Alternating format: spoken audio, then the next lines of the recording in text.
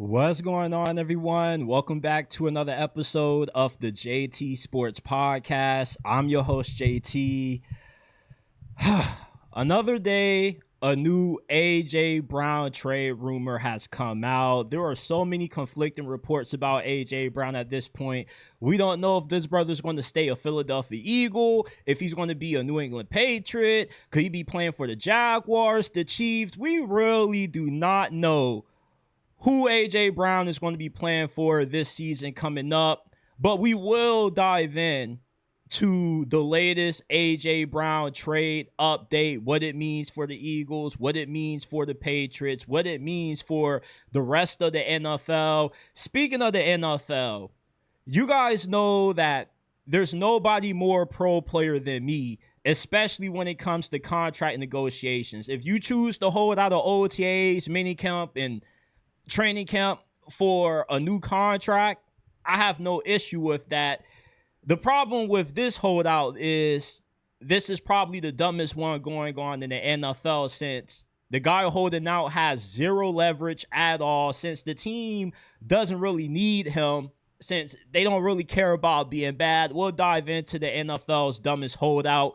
Tank Dell is coming back, the Texans star wide receiver who missed all of last season with ACL, PCL, LCL tear. He's now slated to return. How will he impact the Texans, their chances to win the Super Bowl, and how he'll fix CJ Stroud? I got thoughts on the Chargers, the Chiefs possibly making another Super Bowl run, and the NFC South, I believe, comes down to two teams. We'll reveal who these two teams are that will decide who takes home the NFC South title. And Baltimore Ravens fans, they have you laughing right now because a lot of you guys are hate watching on John Harbaugh. And I kind of understand why. And it's very fascinating to see how the John Harbaugh Baltimore Ravens breakup is going to go. Because if John Harbaugh has instant success with the Giants this year, and let's say they go to the NFC Championship, and the Ravens don't really do much in the postseason this year, it's kind of going to make it seem like John Harbaugh was somewhat held back by the Ravens instead of him holding back the Ravens. There's a lot that we have to get into on tonight's episode. Shout out to everybody that's tuned in. Shout out to Here We Go Show. Shout out to everybody wherever you're watching. If you live, eat, breathe, sleep, and die football, you have arrived at the right place. We're talking all things football, NFL, college football, 24/7, 365 days throughout the year. If you're a diehard football junkie, smash that like button, subscribe to the channel, hit that bell icon so you can get your daily football fix. And let's dive into it. It seems like every damn day we wake up to a new A.J. Brown update. 1 minute, he's getting traded to the Patriots. The Eagles in New England already have a deal in place. Next day you wake up, the Patriots and Philadelphia are far apart on the A.J. Brown trade happening. Then the next minute, he's not going to get traded. Another minute, there are other teams like the Jaguars, the Chiefs, the Rams sniffing around on making a possible A.J. Brown trade happen. So what really is going on with the latest surrounding A.J. Brown? So according to NFL Network reporter Ian Rappaport, he says that the Patriots and the Eagles are not close to a A.J. Brown trade happening, despite the June 1st post-deadline or the post-trade deadline for A.J. Brown being just around the corner. The Patriots and the Eagles aren't close to making the trade come to fruition, since the Eagles want a first-round pick. Howie Roseman isn't willing to come off A.J. Brown for anything less than that. The Patriots feel like a first-round pick is too rich of an asking price for A.J. Brown. A first-round pick, first of all, isn't a crazy asking price for a guy like A.J. Brown. He's 28 years old, about to be 29, still in his prime, and he's the third most productive receiver of my generation behind Justin Jefferson and Jamar Chase. If A.J. Brown puts up another 1,000-yard season, he essentially would have punched his ticket into the Hall of Fame. There aren't too many more productive wide receivers from the 2020s as what A.J. Brown has been, minus Jamar Chase and Jay Jettis. The New England Patriots are not in a position to heavily negotiate. The Eagles have an asking price. They're standing firm on their asking price. Therefore, either you cough up that first round pick or somebody else will. This isn't one of those things that the market for A.J. Brown is small. There are plenty of teams that are interested in getting A.J. Brown, and there are plenty of teams that have no problem coming off of a 2027 first-round pick in order to do so. I don't understand why the Patriots are trying to play hardball for A.J. Brown. They're not in a position to play hardball for A.J. Brown if they're trying to make it back to the Super Bowl. You have one of the toughest schedules in the NFL this year. 13 out of 17 of your opponents this year that you play are playoff caliber football teams. We saw how this offense got boxed by the Seahawks in the Super Bowl. They didn't have a single wide receiver that could get open. So imagine if the Seahawks could do to the Patriots offense what they just did a few months ago, what the rest of the league playing a more difficult schedule is going to be able to do with the Patriots lacking an alpha wide receiver one. Romeo Doubs is nice. He's not A.J. Brown. You can't compare Romeo Doubs to A.J. Brown. A.J. Brown is a grown-ass man. This is the third most productive wide receiver of this generation. So thinking that you're going to get even 30% of A.J. Brown out of Romeo Doubs, Kayshon Boutte is a pipe dream. The Patriots need more high-level players. The AFC is too stacked. Hell, even your division with the Buffalo Bills, they have a better roster than you. For you to win a Super Bowl, you need to get more high-level players, and A.J. Brown is right within reach.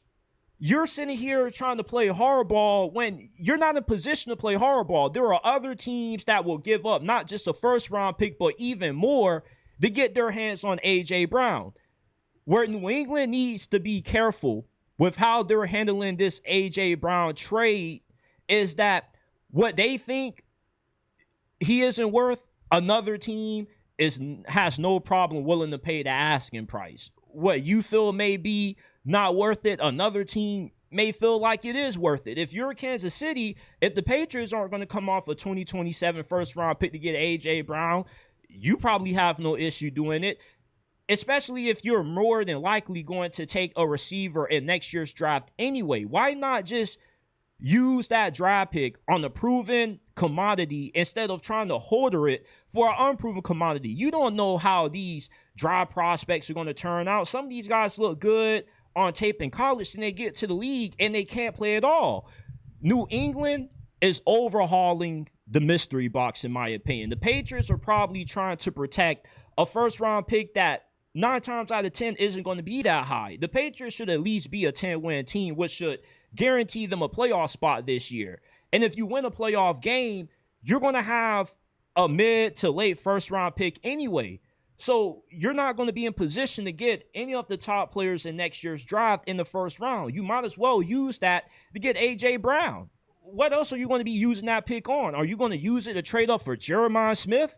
Are you going to use it to trade up for Cam Coleman, or Dylan Stewart, or Colin Simmons? Unless you're trying to get one of those players, hoarding this first-round pick isn't going to net you a better player than what you would get this season with A.J. Brown. And the problem with the Patriots feeling like the Eagles asking for a first in exchange for A.J. Brown is that first-round pick is not going to help you this season. That helps you next year. A.J. Brown helps you immediately, right now. The Patriots have a solid group of wide receivers.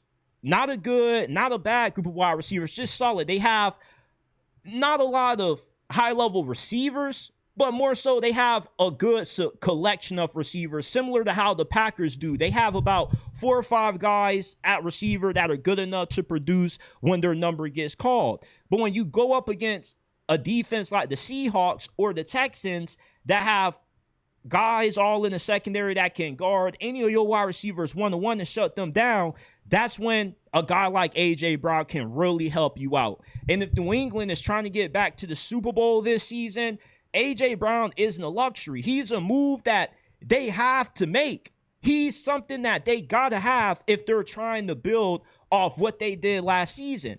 So trying to play hardball with the Philadelphia Eagles for a first-round pick that really isn't going to improve your team that much just doesn't make a lot of sense, and it's a huge risk that the Patriots are taking, because a team like the Jaguars with an aggressive front office, they'll probably give up a first-round pick and then some to get A.J. Brown. And a player like A.J. Brown is worth it. He is not old. 29 is not old. A.J. Brown is a future Hall of Famer. Hall of Fame level players can play well into their 30s. A.J. Brown is still at the peak of his career. So thinking the first-round pick for him is too much, it's just a little bit insane in my opinion.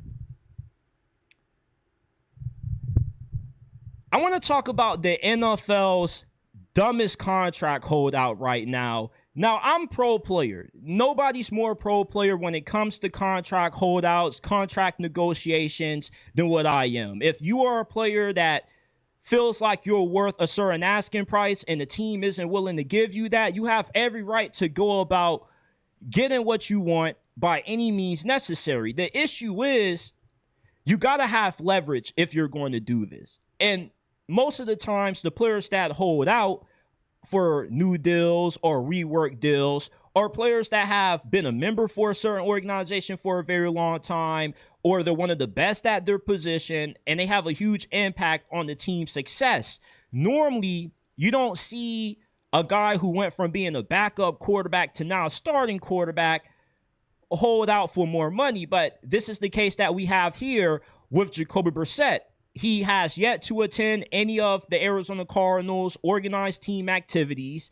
Since he is holding out for more guaranteed money on his contract, he's only owed $1.5 million this year. When he signed his deal last year, it was with the understanding that he was just the Cardinals' backup quarterback. But when Kyler Murray got injured, Jacoby Brissett came in. He played okay for the situation.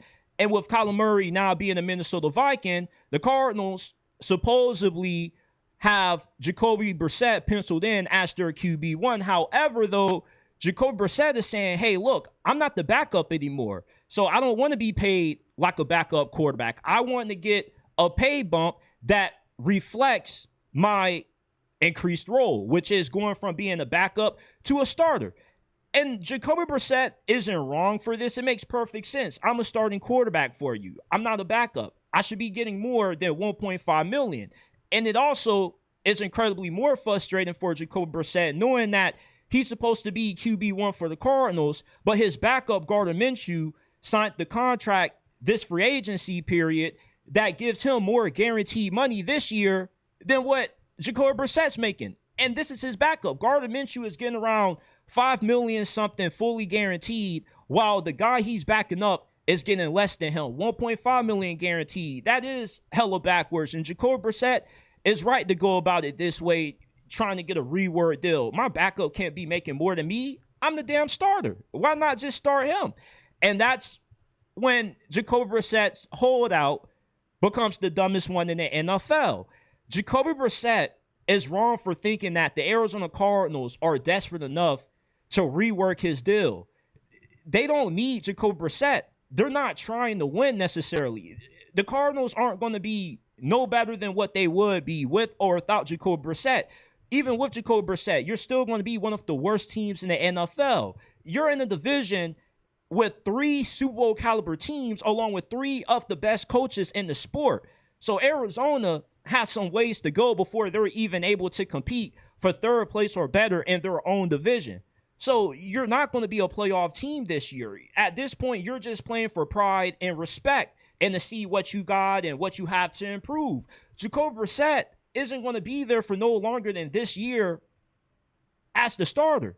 So therefore, when you already have a guy like Gardner Minshew and Carson Beck, you don't really have any leverage. The team doesn't care about how good they are or not. Now, if you were on the team that lost their starting quarterback to an offseason injury, you're the backup, and now you're asking for more money because you have a bigger role now, sure, that would make a lot of sense for the team to bend to your demand since they have no choice. You're the best they can do at quarterback. Jacoby Brissett, regardless of him being better than Gardner Minshew and Carson Beck, the quarterback play for Arizona this season doesn't really matter since it's not really going to have a big impact on how many games they win or lose, since they're not going to win too many anyway. Jacoby Brissett has a real complaint, a valid complaint, but he just doesn't have to leverage since the Arizona Cardinals don't really care about how good or bad they end up being. The worse they are, the higher chances they have of getting the first overall pick, possibly drafting Arch Manning or a franchise-changing quarterback. And by not paying Jacoby Brissett, all they do is make that a lot more easier for them to tank without it obviously looking like they're tanking. Arizona isn't trying to get to the playoffs.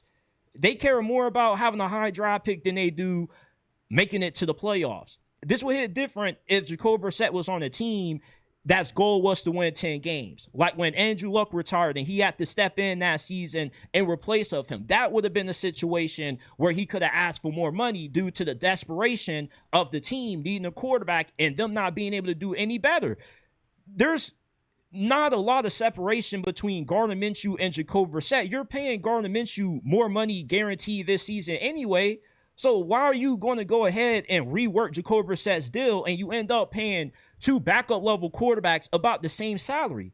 It just doesn't make sense financially for the Arizona Cardinals.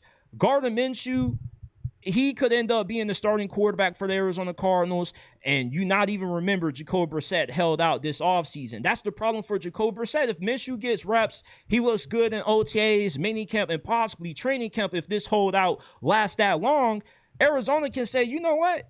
We're just going to cut you and let you go elsewhere. Because if Jacoby Brissett was a free agent right now, there would be no other team at this moment that would be willing to pay him what he's asking from Arizona. This isn't a situation where he has any leverage at all. The Cardinals don't care about how good they are this season. So you can get rid of this dude, replace him with Gardner Minshew, who you're giving more fully guaranteed money to anyway, or possibly start Carson Beck to see if you have anything with him. You don't need Jacoby Brissett. And that's what makes this situation dumb. Jacoby Brissett doesn't realize he has no leverage. He's on the team that could give a rat's ass about how many games they win. They could care less about how good the quarterback play is. That's why they drafted Jeremiah Love at the pick that they got him at. Because they plan on running the air out of football this year because they don't have a lot of faith in their quarterback position. I like Jacoby Brissett. He has every right to hold out for what he feels he's worth. But the Cardinals aren't going to cave. They have no reason to. They don't have high expectations. They're trying to tank for a high draft pick so they can get a franchise-changing quarterback. And all you're doing by holding out, not playing this year, is making it a lot easier for the Cardinals to accomplish that goal. Shout out to everybody that's tuned in. Shout out to Kate Brinkley. Shout out to my guy, Sideline Scoop. Shout out to everybody that's tuned in. If you haven't already, do your brother a favor, smash that like button, subscribe to the channel, hit that bell icon so you do not miss when we drop new content.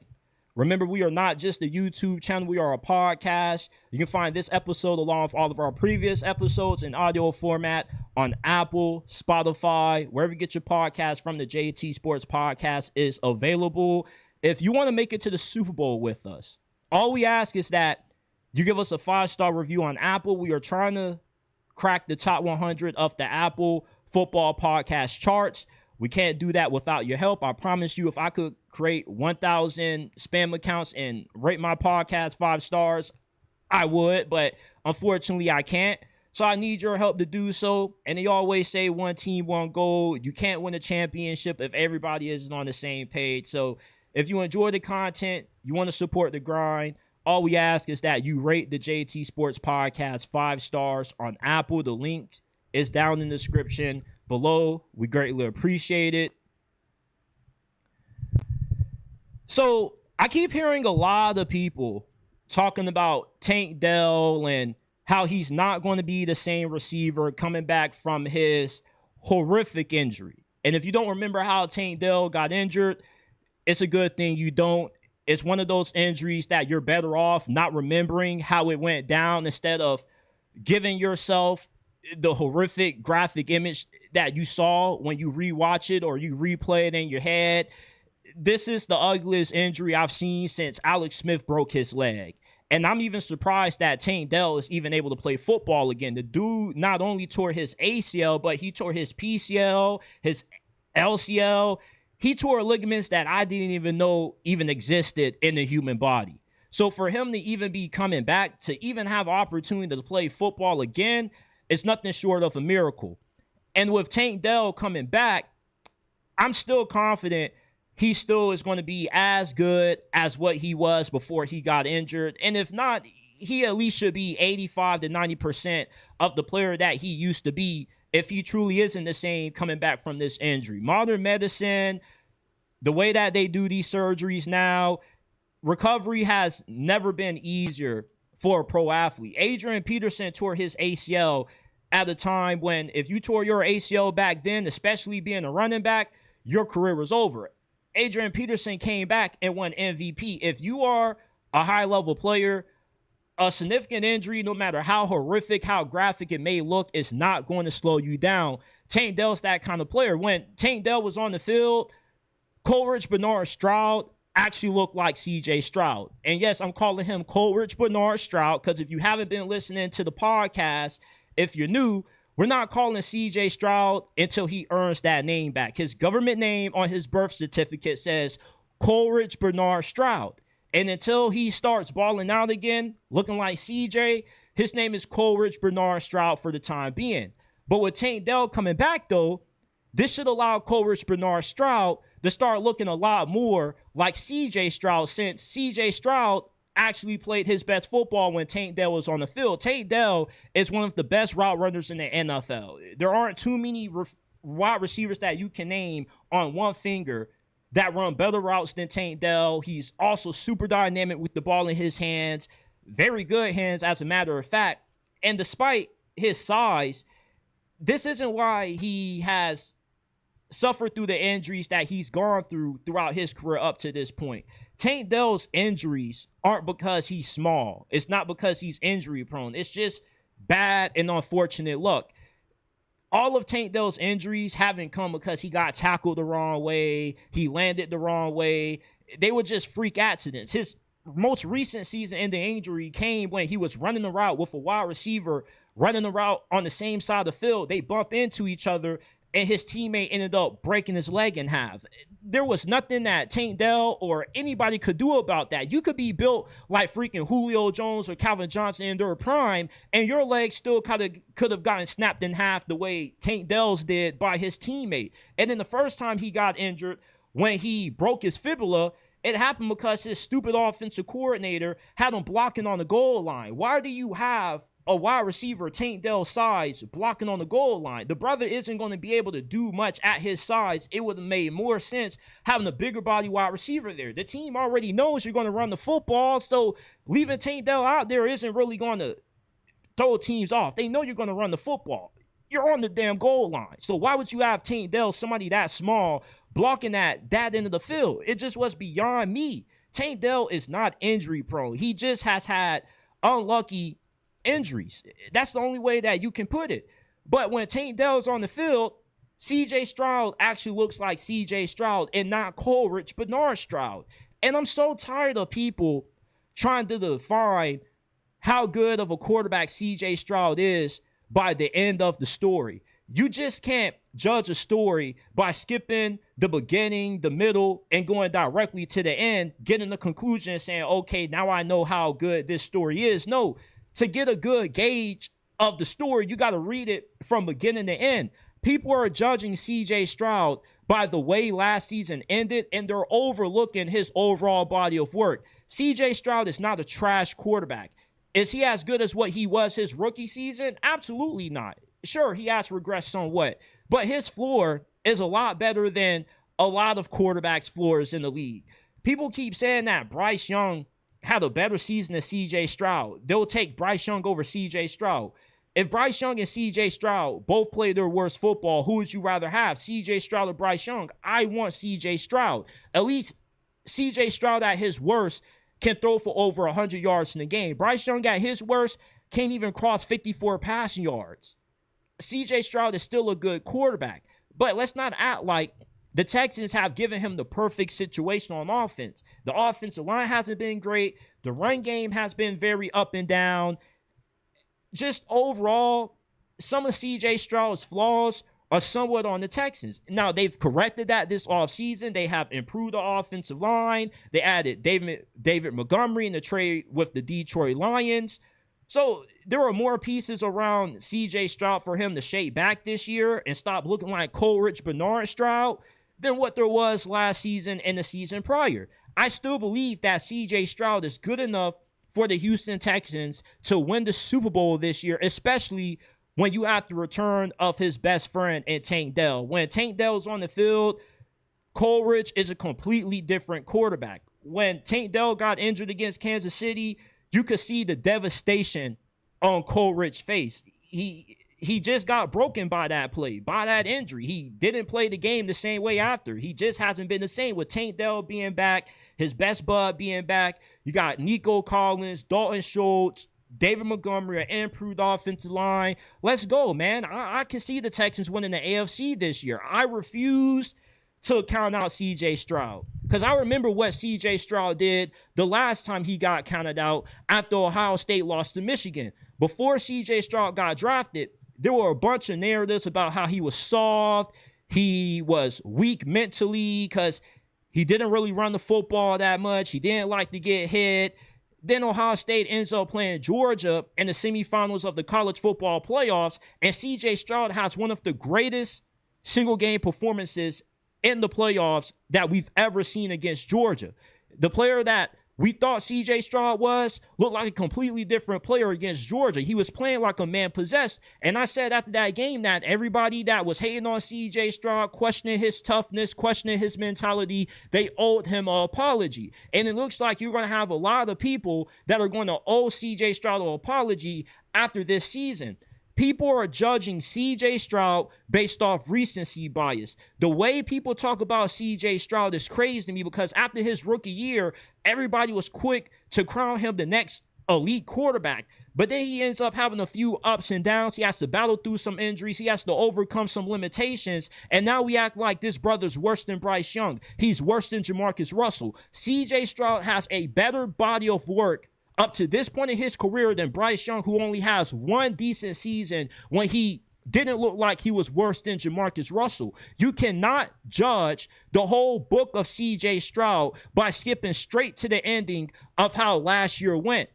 CJ Stroud is a top 15 quarterback at worst. At best, he's as good as any other quarterback in the league. Every season that CJ Stroud has been the starting quarterback for the Texans, they have made it to the playoffs, and it isn't just solely because he's in a great situation. He has to overcome the offensive line being great and the inconsistent run game. Bryce Young needs this, he needs that. He needs a perfect team for the Carolina Panthers to be competitive. CJ Stroud doesn't need the perfect squad like how Bryce Young needs. He has been to the playoffs with bad offensive lines, with inconsistent rushing attacks, and still has been able to win a playoff game every year he's been there. So I'm not writing off Coleridge Bernard Stroud yet, especially with Tank Dell coming back. And even if this isn't the old Tank Dell before he got injured, if he's just 75 to 80% of what he was, Houston's passing attack becomes way more tougher to defend with the other young receivers that they're going to have behind Tank Dell. So I still believe in CJ Stroud. I'm not writing off Coleridge Bernard Stroud just quite yet, because Kyle Shanahan a few months ago in the pregame show for the Super Bowl, they asked him what were the two teams that gave him the most trouble. He said the Seahawks and the Texans both had defenses that were good enough to win the Super Bowl by themselves as long as the quarterback didn't F it up. Why did the Seahawks win the Super Bowl and the Texans got knocked out in the divisional round? Because CJ Stroud F'd it up and Sam Darnold didn't for Seattle. But I don't see CJ Stroud having another performance like what he did against the Patriots ever again. The chances of CJ Stroud repeating that playoff performance against the Patriots, it's the same chance as me and you watching this have at winning the Powerball. Very slim. CJ Stroud is a solid quarterback. It's crazy how CJ Stroud, how good of a quarterback he is solely being defined by how bad he played in the playoffs. But we give all the passes in the world for Justin Herbert, who's 0-3 in the playoffs. There are other quarterbacks that struggle worse than what CJ Stroud has. I can give Coleridge Bernard Stroud a little bit of a pass for last year, when he's been a pretty overall solid quarterback. Shout out to Kate Brinkley. Greatly appreciate you with the $10 donation. She says, when Coleridge turns into CJ, he makes magic on the field with Tank Dell. He's much more than just this last season. People forget how good he can be when Tank comes back. He'll show everybody. Absolutely, I agree, man. Shout out to Sideline Scoop. My guy says, great point. Shout out to my guy, Mosley's Peaceful. He says, not a big NFL guy, but I'm listening since the last stream was good. Hey, shout out to you, my dude. Shout out to you. I appreciate all the love.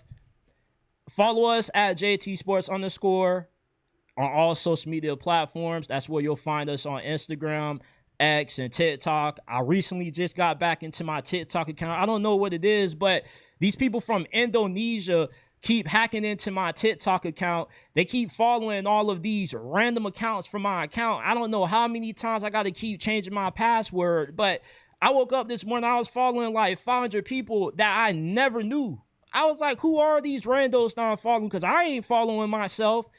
So I might have to create a new TikTok. But for the time being, follow us on TikTok at JT Sports _ where you can find us along with X and Instagram. We definitely need some followers on X, man.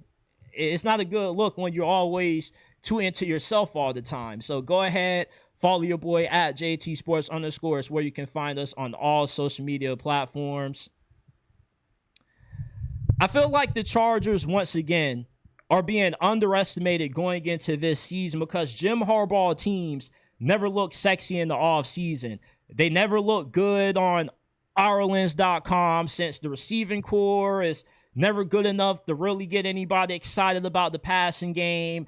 And the defense, despite having a bunch of good players, outside of Derwin James and Khalil Mack, there's not a lot of household names that are recognizable to the casual NFL fan. But despite not being able to have a flashy team, the Chargers are still a lock to make it to the playoffs, in my opinion, this season. If the Chargers were truly going to underachieve, they would have done it last year after they lost their 2 starting tackles. The main reason why there was so much hype and buzz around the Chargers going into the 2025 NFL season was due to the assumption that they were going to have one of the best offensive lines in the NFL due to the elite tackle combination they had with Joe Alt entering year 2 and Rashawn Slater, who was fresh off a new contract extension. But as soon as the ink dried off Rashawn Slater's new contract extension, the brother got injured in training camp. Then you had Joe Alt, who got injured a few weeks later, early during the season. Then he came back and got injured again. Then you had a bunch of injuries on the interior of the offensive line. Plus, you whiffed on your free agency signing of Mekhi Becton. Turns out he was just a product of the Philadelphia Eagles offensive line coach. With the Chargers having their 2 starting offensive tackles coming back, and they improved the offensive line, this is going to be a much better team than what you saw last year. The Chargers were not going to make a Super Bowl run last season with how depleted and defective their offensive line was. The key to being a championship team is you got to be good on the line of scrimmage. The teams that go the furthest in the playoffs aren't the teams that always have the best wide receivers or the big name running backs. It's the teams that have a bunch of good players that a lot of people don't really talk about because nobody talks about offensive linemen like that. They don't get clicks. They don't get that much attention unless it's the worst area of your team. Then everybody just complains about the offensive line. Despite how depleted the Chargers were on the offensive line, they still somehow made it to the playoffs. During the second half of last season, a common second half fall-off candidate were the Los Angeles Chargers. So last year, they overachieved in spite of having one of the worst offensive lines in the league due to injuries. Now you get everybody back fully healthy. So now Jim Harbaugh finally has the Harbaugh team that he has won with in the past. You're now tough on the line of scrimmage. You're still going to have a very good defense despite the loss of Jesse Mentor. And not enough people are talking about how impactful the hiring of Mike McDaniel as the Chargers' new offensive coordinator is going to be this year. Hiring Mike McDaniel isn't just something that you can just gloss over. I get so sick and tired of going back and forth with casual fans that underestimate the importance of what good coordinators and good coaching can mean for a team in the playoffs. There's a reason why the Dallas Cowboys continue to come up short in the postseason, because they don't have elite coaching. When you look at all the teams that have won Super Bowls, not too many of them have won them with average, below average head coaches. And the ones that have were carried by just all-time great rosters. Jim Harbaugh, the same way he was winning with the 49ers, it's the same way he's been winning with the LA Chargers. The only difference is the quarterback is much better than what Colin Kaepernick was. We know that Greg Roman knows how to cook up a very elite rushing attack, but his passing offenses are less to be desired. So you replace him with one of the best offensive minds in Mike McDaniel. Mike McDaniel turned down head coaching opportunities to take this OC job, and he was very sought after. A lot of teams that needed the offensive coordinator wanted Mike McDaniel. He had his choices. He chose to come to the Chargers due to the talent of Justin Herbert and what he's going to allow him to do play calling and schematically. The same offense you saw Mike McDaniel running with the Dolphins is not the same offense that's going to be taking the NFL by storm with the Chargers, since Mike McDaniel ran the offense that he ran with Tua because that was the best offense that could get the most out of Tua. You're going to see a completely different offense out of Mike McDaniel with Justin Herbert. And the Chargers hiring Mike McDaniel is what I feel Justin Herbert needs to finally overcome his demons in the postseason. Justin Herbert, for some reason, he seems to always save his worst football for the most important time of the season, that being the postseason. Mike McDaniel, being a guy that's a QB guru, being a guy that tailors the scheme to the strength of his quarterback. When you tailor the scheme to the strength of one of the most talented quarterbacks in the NFL, I think that eventually has to unlock a different gear in Justin Herbert to where we possibly now see Justin Herbert have some playoff success. Just because the Chargers don't have household names at receiver, you don't know who these guys are, doesn't mean they're not a good team. I scream this to people every time they underestimate the Chargers under Jim Harbaugh. The way Jim Harbaugh wins is the same way that he has won everywhere that he's been. So you can't say it's outdated, it's not going to work, if it has continued to work everywhere he's been. This goes back to when he led the 49ers to the Super Bowl with Colin Kaepernick. The brothers' two best options in the pass game that year were Vernon Davis, when he was slightly past his prime, and freaking Michael Crabtree. So if you're telling me that Lat McConkey, David Njoku, or Rondé Gatson are the top options that Justin Herbert's going to be throwing the football to me, that's good enough to win the Super Bowl. Jim Harbaugh has never been a coach that has won with having a lot of flash on the perimeter. And I think that a lot of people are sleeping on some of the young receivers that the Chargers have on this team, like a Trey Harris. I was very high on Trey Harris. I had a homie that played against Trey Harris in the SEC, said that Trey Harris should have been a first-round pick. This dude is a 50-50 contested ball demon. And when he got his number called last year, you know, he made a few plays. You had Keandre Lambert-Smith, who had a few nice moments last year. Rondé Gatson had a few nice games. So there is a lot more firepower on this Chargers offense than what the casual fan gives it credit for, especially with you having the two-headed attack at running back with the runaway train that is, I can't think, Omarion Hampton. How did I almost forget my brother's name, man? You got Omarion Hampton, who missed majority of last year due to an injury. You signed one of the more underrated backs in the league, and Keaton Mitchell, which I'm a little bit shocked the Ravens didn't retain him. Keaton Mitchell for the Chargers is going to be what Devin A-Chain was for the Dolphins when Mike McDaniel was still their head coach. I feel very good about how good the Chargers are going to be this year. This might finally be the year that the Chargers win the AFC West. I'm not saying that the Broncos are going to completely fall off, but they won 14 games last year, and a lot of those games were decided by one possession, and there was a few of those wins that could have gone the other way. And we just saw Kansas City fall off last year, went in a similar way that they did the season before. So normally teams that win the way that the Broncos did last year tend to fall off a little bit. I'm not saying the Broncos are going to suck, but I could see them missing the playoffs, being a 10-win team. There's a reason why Sean Payton gave up play calling duties. He knew that the offense was stagnant. He knew that something had to change. So I think with how competitive the AFC West has now become, you're not going to see just one team running this division like how Kansas City was running this thing for over a decade. I think the Chargers have the head coach, you got the quarterback right, you got the OC right, you got a fully healthy offensive line, which is going to allow Jim Harbaugh to get back to his roots, running the air out of the football, and you still are going to have a very good defense. So I think that Justin Herbert finally has more than enough support for him to finally get rid of his postseason demons and win a playoff game for the Chargers this year and possibly go on somewhat of a deep playoff run. I could see the Chargers winning the AFC this year. The AFC is wide open. Anybody could win this thing. And when you give a guy like Justin Herbert an offensive guru like a Mike McDaniel, that's what some guys might need to overcome some of the playoff hurdles that they have early in their career. I know the Chiefs right now don't look like a Super Bowl threat on paper at the moment, but I'm not falling for that trap. Every time people start to act like Kansas City's run is over, Mahomes and Andy Reid always find a way to remind everybody why you can never write off the Chiefs.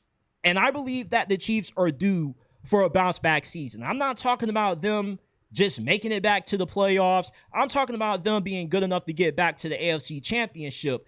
Last season was the first time since I was in 8th grade that the Chiefs were not playing in the AFC Championship. That was like when I was 14 years old. I'm 24 now. So for the majority of my childhood, my teenage and young adult years, I've grown used to seeing Kansas City in the AFC Championship. And I know it's cliche to say that you can never write off the Chiefs, but they're one of the teams that cliche is actually true for. You can never truly count out the Chiefs. Every single week when the Chiefs were losing, I was still in denial that it was truly over. Until I got to the point when after Mahomes got injured, I was like, okay, it's officially over. But with Kansas City, it's just, they're always that kind of team that when you think they're down and out, when you think it's over, that's when they flip that switch and they end up proving you wrong. And I feel like this year, Kansas City has everything they need to get back to the Super Bowl. The Kansas City Chiefs don't need to have one of the best rosters in the NFL to win a Super Bowl. We've seen them win back-to-back Super Bowls a few years ago after they traded Tyreek Hill, in spite of their rosters not even being better than some of the teams that they were beating in the postseason, like the Bills, the Ravens, when they beat them in the AFC Championship. The Chiefs are one of those teams that they don't need it all. They don't need a super squad like how the Eagles needed to beat them in the last Super Bowl that they played in. All the Chiefs need is a good offensive line, a dependable ground game, and that boy Patrick Mahomes and Andy Reid. And it helps that they brought back Bieniemy. When the Chiefs were running amok on the league, Bieniemy was the offensive coordinator. And Bieniemy, for some strange reason, is one of those coordinators that's only good with Kansas City and he sucks everywhere else. He was the OC for the Commanders, wasn't good there. Was the OC for UCLA, wasn't good there. Has had a few coaching interviews for head coaching jobs that haven't gone his way. He's kind of like the black Josh McDaniels. Josh McDaniels is the same way that Bieniemy is. This dude isn't good anywhere else as a head coach or coordinator but the New England Patriots. So Bieniemy coming back to Kansas City to call the plays is huge because this offense, not only was it lacking high-end firepower, but it was also lacking good play calling. And I don't feel like the play calling was absolutely dreadful, but let's not act like the play calling from Andy Reid the past 2 years hasn't more so just been Patrick Mahomes, make this bad play into a good play. Now, I feel the division and the AFC is so tough now that the Chiefs just can't win relying on the Patrick Mahomes magic anymore. And that's what last season proved. Last year proved that for the Chiefs to get back to the Super Bowl, they don't need a stacked roster to do so, but they do need to have the ability to win in other ways outside of Mahomes just carry us. And that's what bringing back Bieniemy was about, because Bieniemy is going to get more out of the ground game. That's why you signed Kenneth Walker and gave him such a big payday in free agency. He's going to be that consistent, that constant behind Mahomes that Travis Kelce once used to be. Travis Kelce used to be that go-to guy that the Chiefs could go to for instant offense. Now it looks like Kenneth Walker is going to be that guy. The Chiefs don't need to have the best rushing attack in the NFL. All they need is to be able to run the football, to keep defenses guessing, to keep defenses off balance, and to be able to chew a lot of time off the clock late in the fourth quarter of games. Let's not get it twisted. As long as the Chiefs still have Patrick Mahomes and Andy Reid, the Chiefs' math is still the Chiefs' math. The same math that the Chiefs have is not the same math that everybody else can win with. For the Chiefs, 1 + 1 can equal anything that it wants to, as long as they have Patrick Mahomes and Andy Reid. For everybody else in the NFL, 1 + 1 still equals 2. That doesn't apply for Kansas City. So with everything that Kansas City is bringing back on offense, with Eric Bieniemy, adding Kenneth Walker, I feel Kansas City's offense has enough where they can be right back in the AFC Championship, one game shy of making it to the Super Bowl, especially with how well they drafted on defense. They nailed their first 4 draft picks. You trade off from Mansour Delane, who's going to be a shutdown corner. You got one of my favorite players in the draft in R. Mason Thomas. It's kind of like the Kansas City Chiefs were watching my draft videos and they were listening to everybody I said they need to draft, because that's who they ended up walking out the draft with. Which is why I ended up changing my take that the Chiefs dynasty was over. And I said, you know what? The Chiefs are going to be back this year because they drafted well. And they're just one of those teams that you always have to give the benefit of a doubt to, because they've earned that. Everybody else hasn't earned the same benefit of a doubt that the Chiefs have earned. When you've been to 9 out of the last 10 AFC championships, I watched you play in the AFC championship game since I was 14 and now being 24 years old. Hell yeah. I'm going to give you the benefit of a doubt.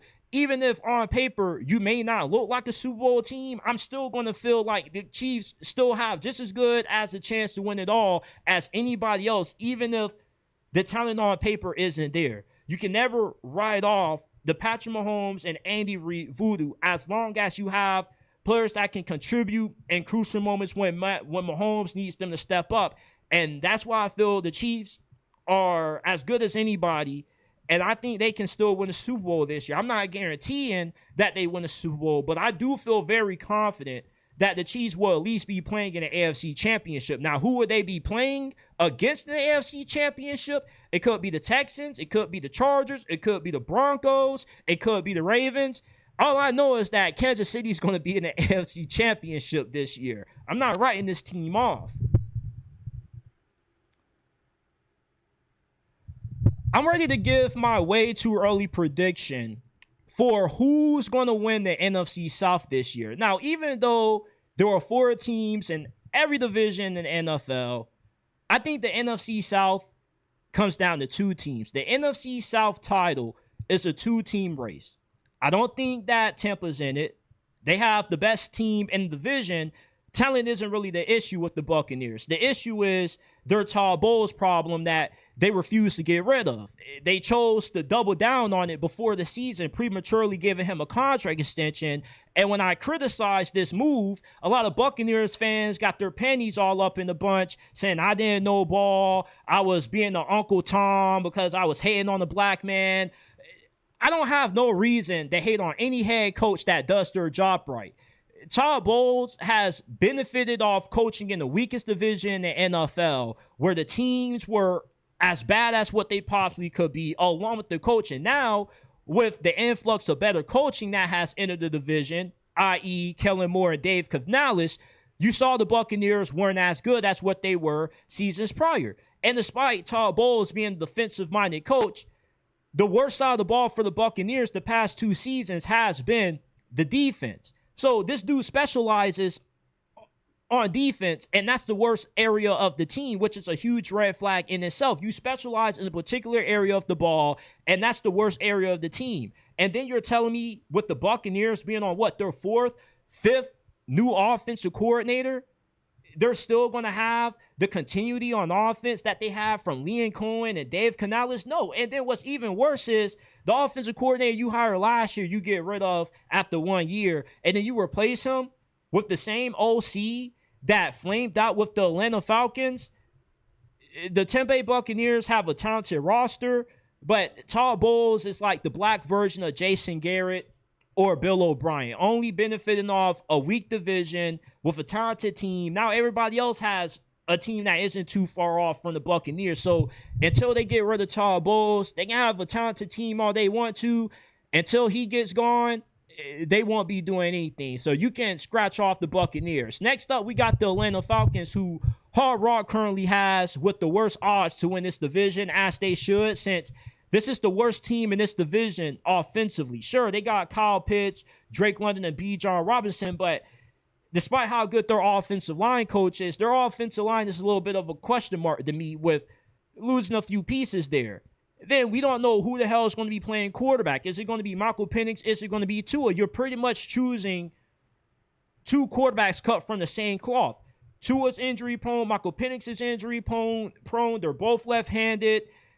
The only difference is I feel Michael Penix has more upside, since we already know what Tua is at this stage of his career. He's one concussion away from his career being over. Now, Michael Penix could be one ACL tear away from his career being over too. He has those Lonzo Ball knees, but Tua doesn't have the arm strength or the arm talent that Michael Penix has. So I feel he ends up winning the job. But even then, I like Michael Penix. I'm rooting for him to win, but this offense requires quarterbacks that can take care of the football. Neither Michael Penix or Tua really do that at a high level.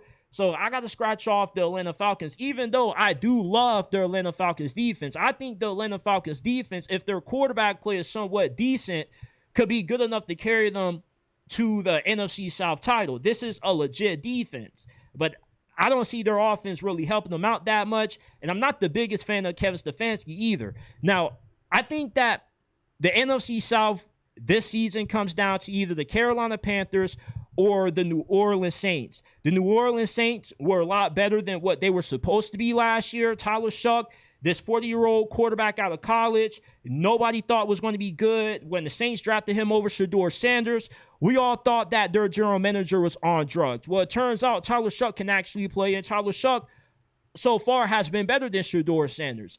And the Saints have done a good job this offseason giving Tyler Shuck more talent around him. They got two really good receivers, Jordan Tyson, Bryce Lance, the younger brother of former top 5 pick Trey Lance.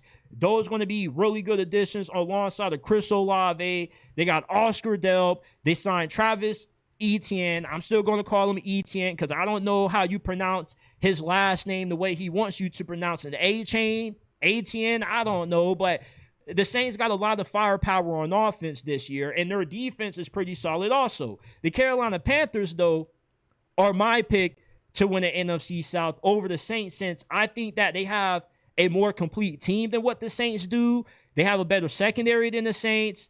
I like their linebacker unit better than the Saints. And just overall, I still feel like there's a lot more consistency that we're going to get out of the Panthers offense than what we'll see out of the Saints offense, since we got a bigger sample size of Bryce Young than what we do Tyler Shuck. Tyler Shuck, he could be what Drew Lock was. Drew Lock, like Tyler Shuck, he got the start during the second half of the season. He balled out. There was a lot of hype around him in the offseason. Then when he became the full-time starter officially, he just wasn't as good as what he was during his rookie season. You got a lot of these defensive coordinators grinding the film during the offseason, trying to figure out just any small tendency that they can find that they can exploit from Tyler Shuck. So it's more so, even though I don't like Bryce Young that much either, Tyler Shuck has a higher floor, and you're probably getting more consistent play out of Tyler Shuck. I feel the team that the Panthers have around Bryce Young is good enough to where they'll be able to overcome his volatility week to week. They got a good defense. They're good on all three levels. They got a solid secondary. They got a good linebacker unit with the signing of Devin Lloyd in free agency. They also signed Jalen Phillips in free agency. Nick Scoren had a very productive rookie season. Princely, Amani Allen could be very good as well. We know what Derek Brown does. So the Panthers, from top to bottom, have the most complete team in the NFC South. The only question is just how much do you trust Bryce Young? But you can have that same question about nearly every other quarterback in this division. How much do you trust Baker Mayfield on his 4th, 5th offensive coordinator in his 4th, 5th season with the Bucs? This dude's had a new OC, learned a new system every year he's been playing in Tampa. Are you really confident that Tyler Shuck is going to build off what we saw him do in year one? Are you confident that either Michael Penix or Tua are going to be valuable options at quarterback for the Falcons? It's like, you can shit on Bryce Young all you want to. I'm not going to push back on you shitting on Bryce Young. But I do feel like the Panthers have a complete enough team to where even if Bryce Young isn't playing his best, I still feel like this division isn't good enough to really capitalize off it with how much more the Panthers have improved. I feel the Panthers are heading in a really good direction. The Saints are going to give them a run for their money. This is still going to be a division that isn't going to be all that pretty when you look at the record. The winner probably wins 9 or 10 games max. But I think the NFC South comes down to either the New Orleans Saints or the Carolina Panthers, since these are the two teams that have strong organizations, at least from what they've done the past 2 off seasons. And their quarterback play may not be that trustworthy, but the teams, the coaching, you feel can be good enough to overcome those. So I got the Panthers winning the NFC South. I got the New Orleans Saints coming in second place. I got the Bucs at third. And I got the Atlanta Falcons, unfortunately, finishing in last place. Just not a really big believer in the Atlanta Falcons this year. Before we get on to our last segment of the night, I want to shout out everybody that's tuned in. Shout out to my guy, Mosley Peaceful. He says, I'm super casual. Go Packers, go Giants, go Browns. That's why I came here to get some knowledge. Hey, once again, appreciate you, my dude, for tuning in. Shout out to Kate Brinkley. Shout out to my guy, Just People, please. He says, good evening, everyone. Good evening to you, my dude. If you just tuned in, man, if you haven't already, smash that like button, subscribe to the channel, hit that bell icon so you can get your daily football fix in. If you're a football junkie, you have come to the right place. We're talking not just NFL, but we talk college football, all things football, 24/7, 365 days throughout the year. Smash that like button, turn on post notifications so you can get your daily football fix in. If you're somebody that just has an itch to talk about football 24/7, you can join the JT Sports Discord. We're trying to get that thing more active.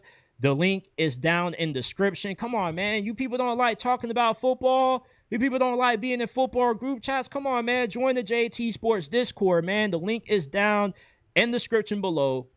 And lastly, help your brother win the Super Bowl, man. We can't make it to the championship without your help. We are trying to crack the top 100 of the Apple Football Podcast charts. We need more 5-star reviews to do that, which is why I need your help. So if you enjoy the content, you want to support the grind, rate the JT Sports Podcast 5 stars on Apple, Spotify, wherever you get your podcast from. The links are down in the description below. John Harbaugh didn't come to New York acting like he's a coach trying to reinvent himself after getting fired by the Baltimore Ravens. Instead, he came to New York acting like a coach trying to prove that the Ravens were wrong to fire him, and he wasn't the reason why they continued to underachieve in the playoffs. And that's what makes this Giants hire very interesting, because this thing could go either way. Either John Harbaugh brings the stability that the Giants have been looking for over a decade since they fired Tom Coughlin, or you end up getting the same problems that the Ravens had, just wearing Giants colors. Because the thing with John Harbaugh is, let's just be honest, you have a bunch of Ravens fans that are hate watching on John Harbaugh, hoping that he fell so they can be validated that John Harbaugh was the reason why they continued to underachieve in the postseason, and not Lamar Jackson, Zay Flowers, Mark Andrews. They don't want the Ravens' playoff shortcomings to be tied to their team. They more so wanted to be put on John Harbaugh. That's why you have Ravens fans that are paying attention to every move that the Giants made, from their coaching staff, how that's been assembled, their offseason signings, bringing Isaiah Likely and Daniel Fleming Young from Baltimore to New York.